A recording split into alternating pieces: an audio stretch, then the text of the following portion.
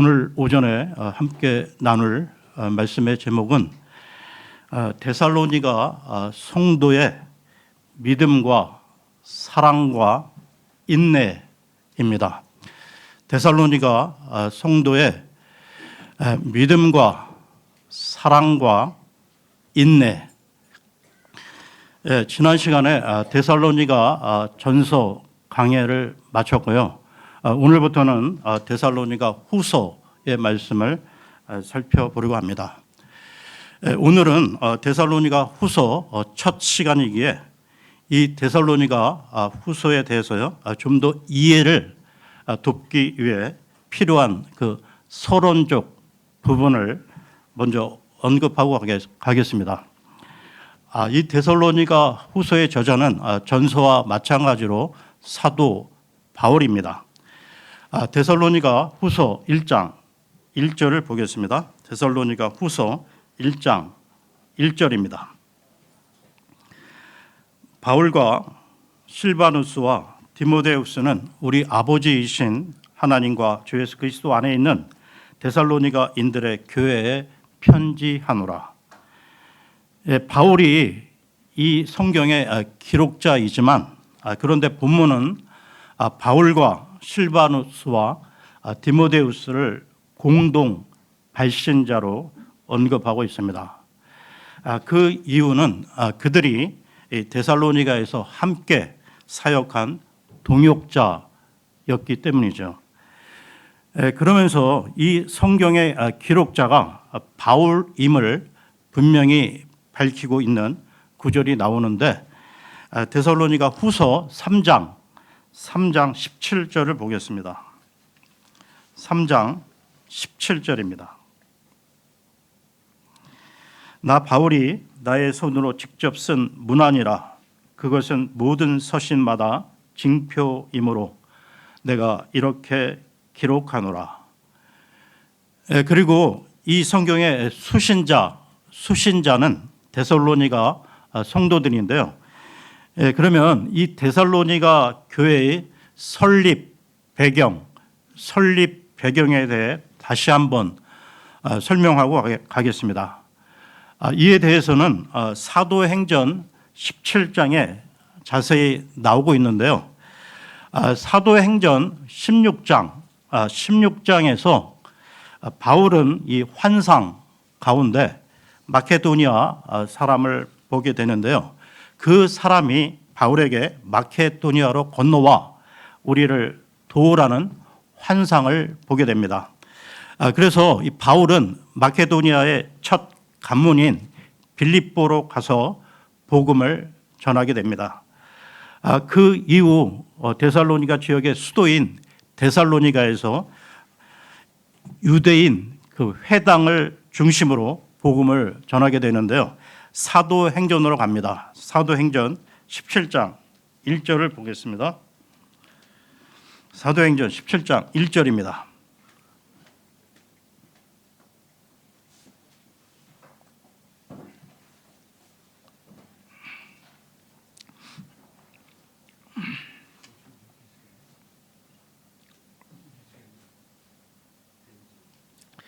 이제 그들이 암피폴리스와 아폴로니아를 경유하였을 때 그들은 데살로니가로 왔으니 그곳에 유대인들의 회당이 하나 있었더라.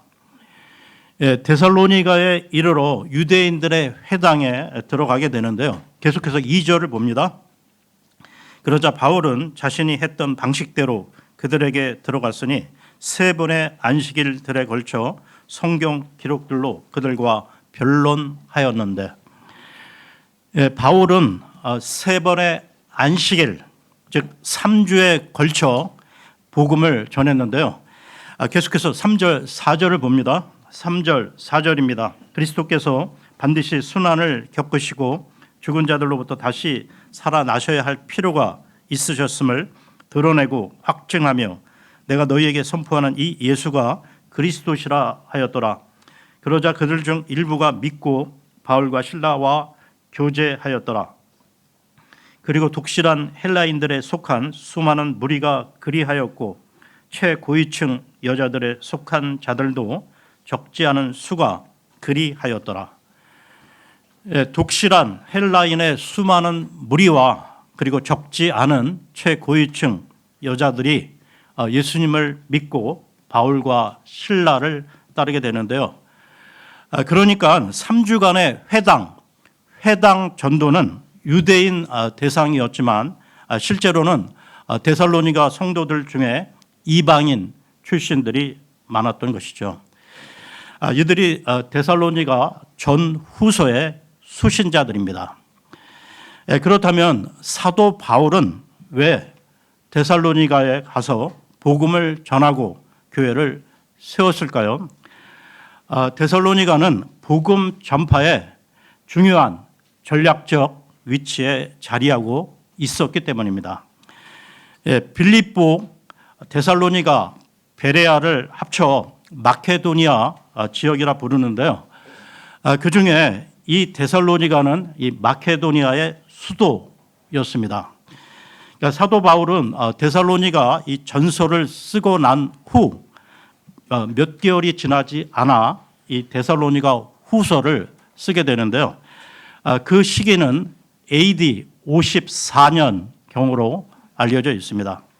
그러니까 기록 장소는 데살로니가 전서를 기록했던 아테네이고요. 그리고 데살로니가 이 후서의 기록 목적은 세 가지인데요.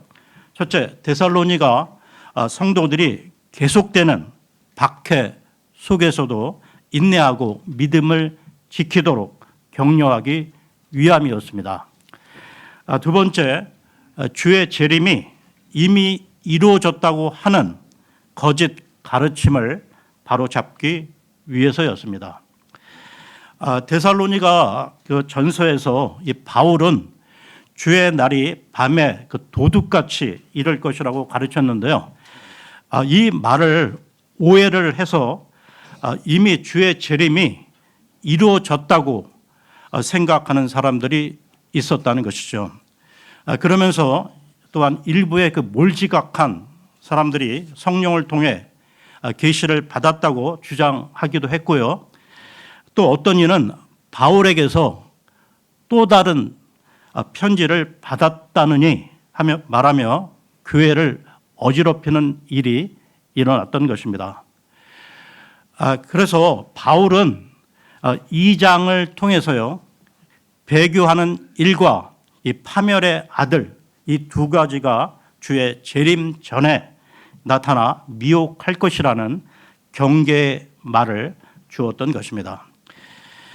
기록 목적 세 번째는 주의 재림을 핑계로 일하기 싫어하는 이 게으른 자들에게 일상생활에 있어서요, 충실하도록 훈계의 목적으로 3장을 통해 기록했다는 것입니다.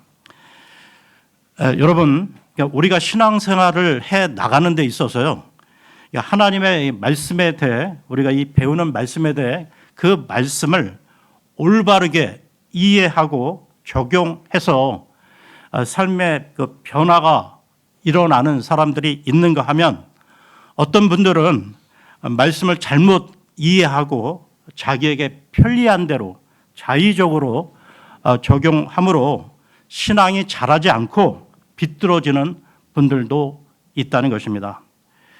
그러니까 사도 바울이 데살로니가 후서를 쓰게 된 이유도 데살로니가 이 교회 성도들이 데살로니가 전서의 말씀을 잘못 이해하고 잘못 적용하고 있다는 소식을 듣고 나서요, 그들의 신앙을 바로잡아 주려 했던 것입니다. 그러면 오늘의 본문으로 들어가서요, 데살로니가 후서 1장 1절을 보겠습니다. 1장 1절입니다. 바울과 실바누스와 디모데우스는 우리 아버지이신 하나님과 주 예수 그리스도 안에 있는 데살로니가 인들의 교회에 편지하노라. 여기 1장 1절에 우리 아버지이신 하나님이라고 나오고 있는데요. 이와 관련해 마태복음으로 갑니다. 마태복음 6장 9절을 보겠습니다.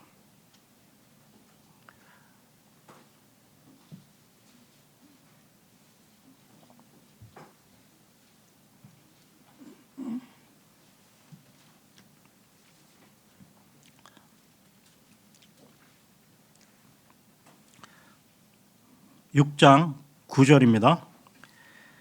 그러므로 너희는 이런 방식으로 기도하라. 하늘에 계신 우리 아버지여, 우리 아버지여, 당신의 이름이 신성하게 되시기를 바라옵나이다. 이 부분은 예수님께서 제자들에게 기도를 가르치시면서요, 하늘에 계신 우리 아버지여라고 기도하라고 하셨던 것입니다. 그렇다면 여러분, 여기서 우리가 갖는 의미가 무엇일까요? 하나님께서는 나 개인의 아버지이실 뿐만 아니라 예수님을 믿는 다른 성도들에게도 같은 아버지가 되신다는 것입니다. 그러므로 구원받은 모든 성도는 한 가족이며 형제들이라는 것이죠. 그러니까 사도 바울이 우리 아버지라고 말한 것은 데살로니가 교회 성도들이 모두 한 가족임을 강조하고 있는 것입니다. 이와 마찬가지로 우리 진리침례교회 성도들도 모두 한 하나님 아버지를 모시고 있는 한 가족이라는 것이죠. 그러므로 교회 공동체는 가족처럼 서로 기쁨과 슬픔을 나눌 수 있어야 건강한 교회 공동체라 할 수 있다는 것입니다. 그러면 데살로니가 후서로 돌아와서요, 데살로니가 후서 1장 1절을 다시 보겠습니다.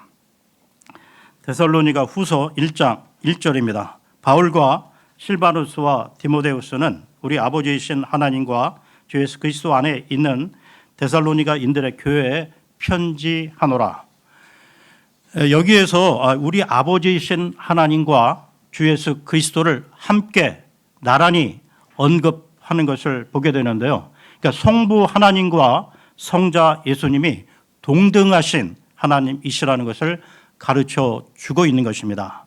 그러니까 예수님을 주로 칭하는 것은 예수님께서 곧 하나님이심을 제시하시는 것인데요. 주라는 단어의 의미는 온 세상의 주인, 왕, 통치자, 주관자라는 뜻입니다. 그러니까 주 예수님은 만왕의 왕이요 만주의 주가 되시는 건데요. 그러니까 예수님은 우리를 구원하시려 인간의 몸으로 오신 참 하나님이십니다. 이 성부 하나님과 성자 그리스도 안에 있는 데살로니가 이 교회는 얼마나 복됩니까? 하나님과 예수 그리스도 안에 있느냐 아니면 밖에 있느냐에 따라 영원한 생명이냐 영원한 형벌이냐가 결정되는 것이죠. 여러분 모두 한 분도 빠짐없이 아버지 하나님과 주 예수 그리스도 안에 거하는 성도들이 되시기를 바랍니다. 계속해서 1장 2절을 봅니다. 2절입니다. 우리 아버지이신 하나님과 주 예수 그리스도로부터 은혜와 평안이 너희에게 있기를 기원하노라. 은혜는 하나님께서 그리스도를 통해 사람들에게 값 없이 주시는 선물인데요. 가장 큰 은혜의 선물은 구원의 은혜입니다. 그런데 여러분, 우리는 이 구원의 은혜뿐 아니라 이 세상에 살면서도 하나님의 은혜 없이는 단 하루도 제대로 살아갈 수 없다는 것이죠. 즉 우리에게는 계속적인 용서와 위로, 격려와 용기를 주시는 하나님의 은혜가 꼭 필요하다는 것입니다. 그리고 은혜 다음에 평안이 나오고 있는데요. 여기서의 평안은 변화무쌍한 이 땅에서 이 세상에서의 그 환경적 여건의 그 평안이 아니고요. 하나님과 예수님이 주시는 영적인 평안으로 참된 평안을 말하는 것입니다. 이 평안과 관련해서요. 민수기로 갑니다. 민수기 6장 22절에서 27절을 보겠습니다. 민수기 6장 22절에서 27절입니다.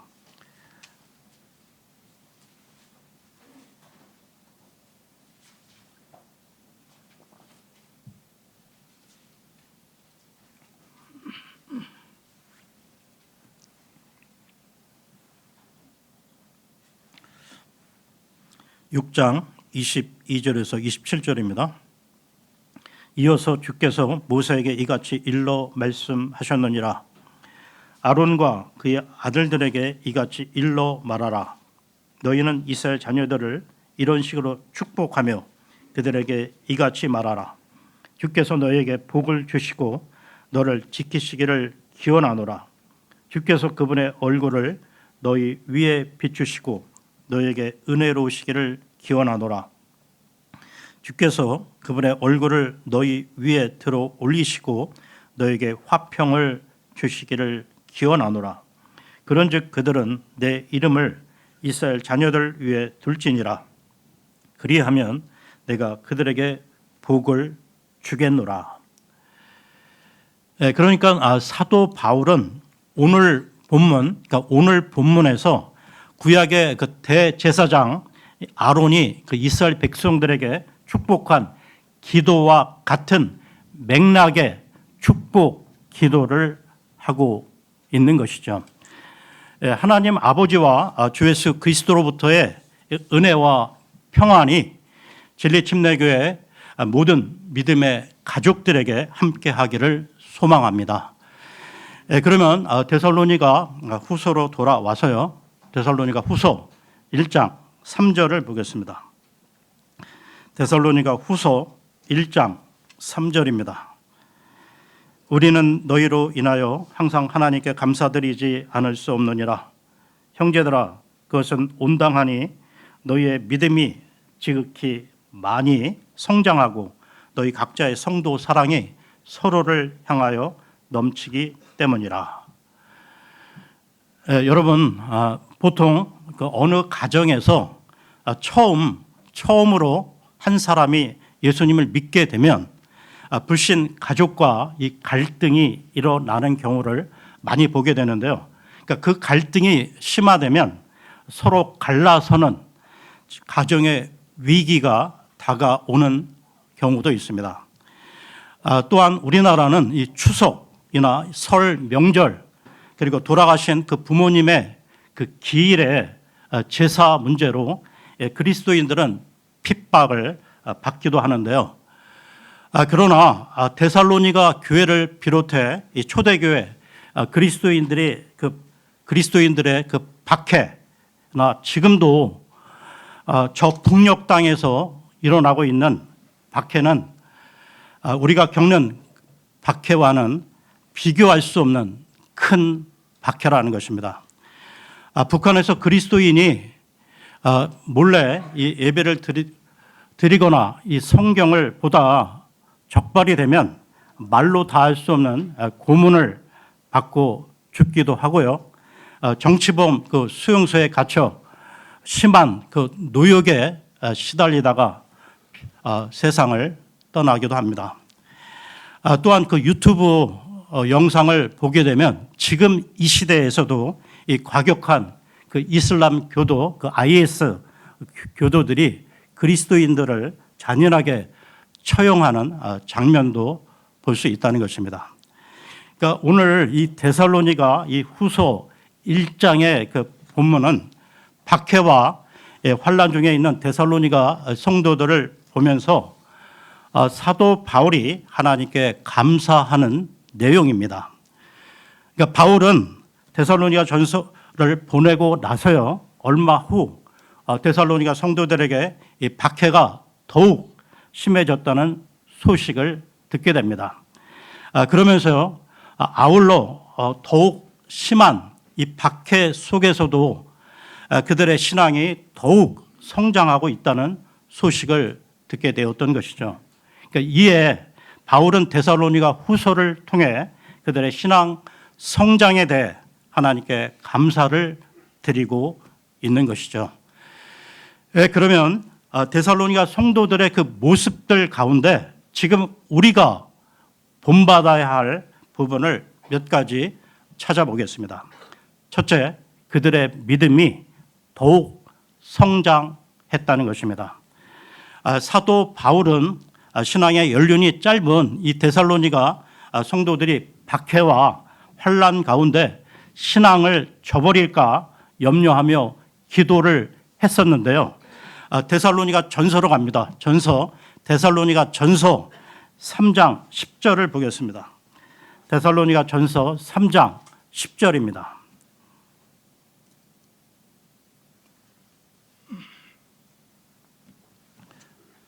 우리가 밤낮으로 심히 기도하고 있는 것은 너희의 얼굴을 보려 하며 너희 믿음에서 부족한 것을 완전하게 하려 함이라. 사도 바울은 데살로니가 성도들을 위해 밤낮으로 심히 기도했다고 나오는데요. 그러니까 그들의 믿음이 부족한 것을 채우기 위해 기도했다는 것입니다. 그 이후 믿음이 많이 성장했다는 소식을 들으니 얼마나 감격을 했겠습니까? 그러면 데살로니가 후서로 돌아와서요. 데살로니가 후서 1장 3절을 다시 보겠습니다. 데살로니가 후서 1장 3절입니다. 우리는 너희로 인하여 항상 하나님께 감사드리지 않을 수 없느니라. 형제들아, 그것은 온당하니 너희의 믿음이 지극히 많이 성장하고 너희 각자의 성도 사랑이 서로를 향하여 넘치기 때문이라. 여기에 너희의 믿음이라는 말이 나오고 있는데요. 그러니까 데살로니가 교회는 한두 사람의 믿음이 아니라 다수의 믿음이 함께 자라고 있었다는 것입니다. 여러분, 참 믿음이란 하나님과 예수님이 누구시며 무슨 일을 하셨는지에 대해 지식적으로 알고 나서요. 예수님을 나의 구원자, 나의 주님으로 고백하고 영접하는 것입니다. 그리고 그 이후 참 믿음의 삶은 하나님의 말씀에 순종하는 삶을 살아가는 것이죠. 데살로니가 성도들은 하나님과 예수님에 대해 분명한 지식을 갖고 예수님을 영접했을 뿐만 아니라 하나님의 말씀에 철저히 순종함으로 박해와 고난 가운데에서도 믿음이 크게 성장했다는 것입니다. 여러분, 우리가 믿음에 대해서요 바르게 이해할 필요가 있는 것이 믿음은 하나님의 은혜의 선물이라는 것입니다. 이와 관련해 에베소서로 갑니다. 에베소서 2장 8절을 보겠습니다. 에베소서 2장 8절입니다.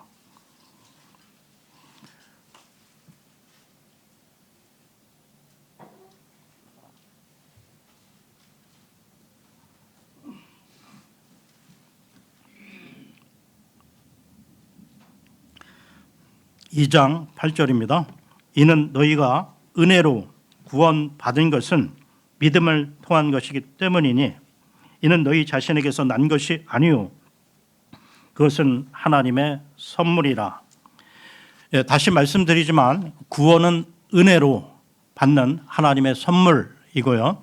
또한 믿음도 하나님께서 주시는 선물이라는 것입니다. 그런데 이 믿음이 자라려면 그 과정을 알아야 한다는 것이죠. 먼저 믿음의 씨가 심겨지고 그 씨가 싹을 내고 자라서 줄기가 되고 나무가 되고 꽃이 피고 열매를 맺게 되는 것입니다. 그러면 먼저 씨가 심겨져야 하는데 그 씨는 무엇일까요? 복음의 말씀입니다. 복음의 말씀을 듣고 예수님을 영접한 사람은 그 심령에 씨가 심겨진 것인데요. 그러면 이제 이 말씀의 씨가 열매를 맺을 때까지 믿음이 자라려면 어떻게 해야 할까요? 계속해서 하나님의 말씀을 읽고 듣고 배우며 묵상하며 적용해야 한다는 것입니다. 이렇게 말씀에 대해 그 순종의 삶을 지속할 때 그 믿음이 점점 자라게 되는 것이죠. 로마서로 갑니다. 로마서 10장 17절을 보겠습니다. 로마서 10장 17절입니다.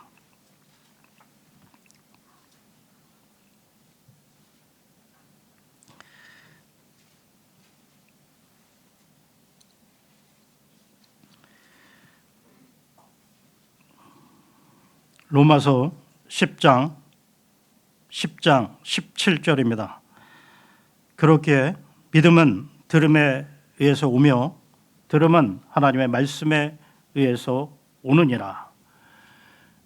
그러면서 또한 우리 믿음의 성장은 하나님께서 전적으로 도와주셔야 한다는 것을 늘 잊지 말아야 한다는 것이죠. 고린도전서로 갑니다. 고린도전서 3장 6절에서 7절까지 보겠습니다. 고린도전서 3장 6절에서 7절입니다.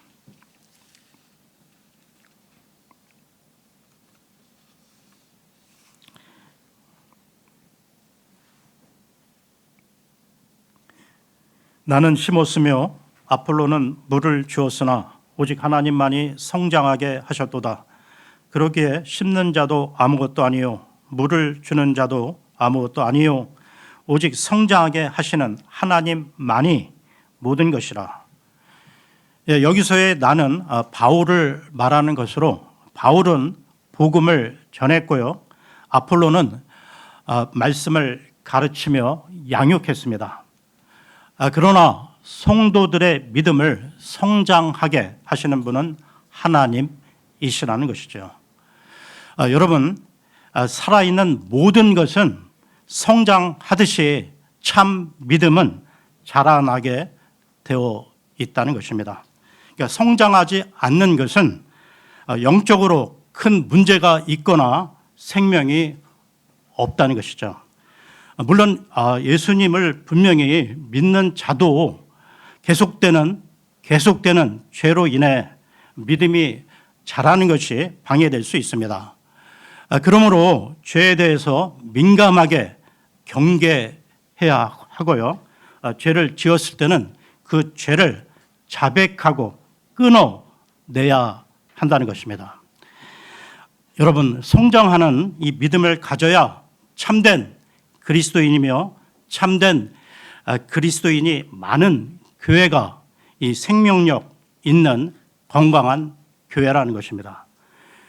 다음 데살로니가 성도들로부터 본받아야 할 점 두 번째는 교회 성도들 간에 넘치는 사랑입니다. 데살로니가 후서로 돌아와서요. 후서 1장 3절을 보겠습니다. 1장 3절입니다. 우리는 너희로 인하여 항상 하나님께 감사드리지 않을 수 없느니라. 형제들아, 그것은 온당하니 너희의 믿음이 지극히 많이 성장하고 너희 각자의 성도 사랑이 서로를 향하여 넘치기 때문이라.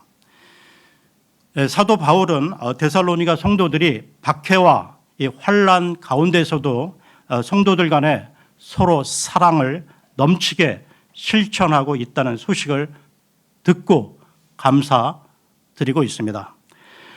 데살로니가 성도들은 일부만 서로 친했거나 끼리끼리만 사랑하는 것이 아니었고요. 교회 성도들 전체가 하나가 되어 서로 사랑했다는 것이죠. 그렇다면 여러분, 우리 진리침례교회가 이 데살로니가 이 성도들처럼 서로 사랑이 넘치려면 어떻게 해야 할까요? 그러니까 모여서 함께 기도하고 교제하며 서로 돌아보아야 한다는 것이죠.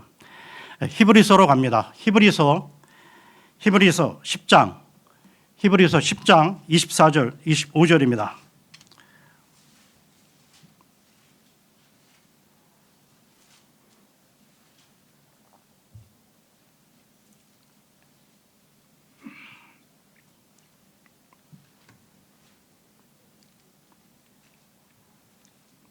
(10장) 24, 25절입니다.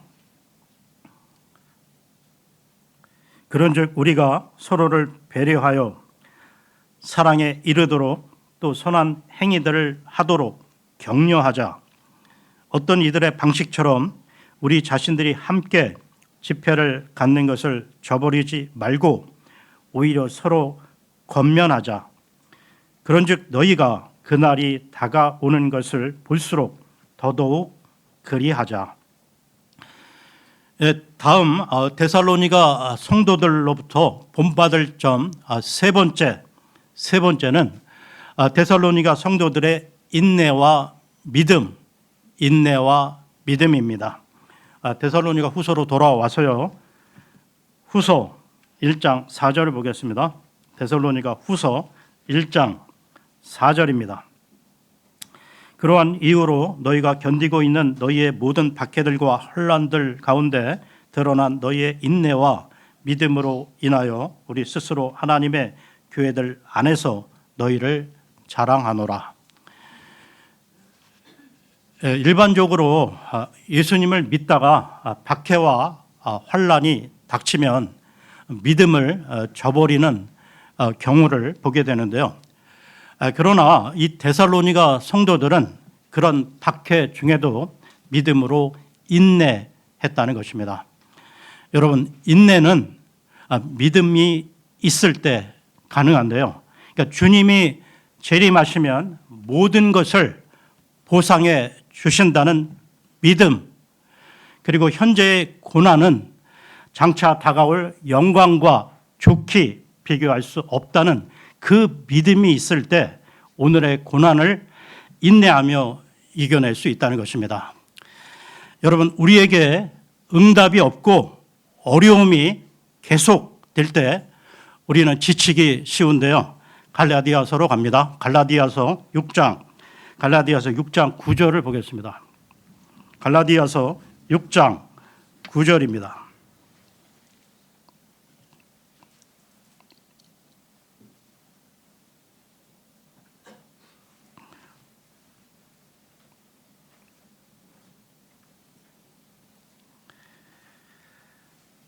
그런즉 우리가 잘 행하는 가운데 지치지 말자.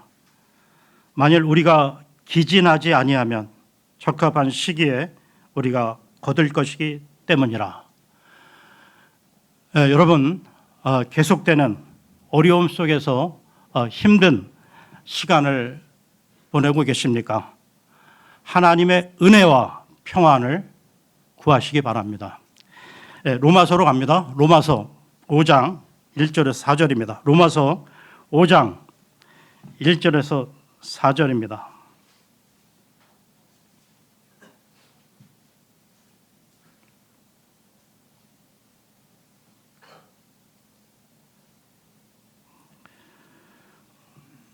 (5장 1절에서 4절입니다) 그러므로 믿음으로 정당함을 입증받은 우리에게는 우리 주 예수 그리스도를 통하여 하나님과 함께한 화평이 있느니라. 또한 우리가 그분으로 말미암아 우리가 서 있는 이 은혜 안에 믿음으로 들어감을 얻으며 하나님의 영광의 소망을 크게 기뻐하느니라.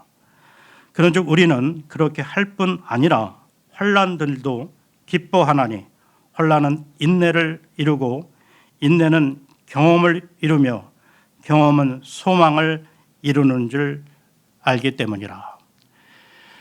오늘은 여기까지 하고요. 다음 시간에 데살로니가 후서 1장 5절부터 이어서 하겠습니다. 고맙습니다.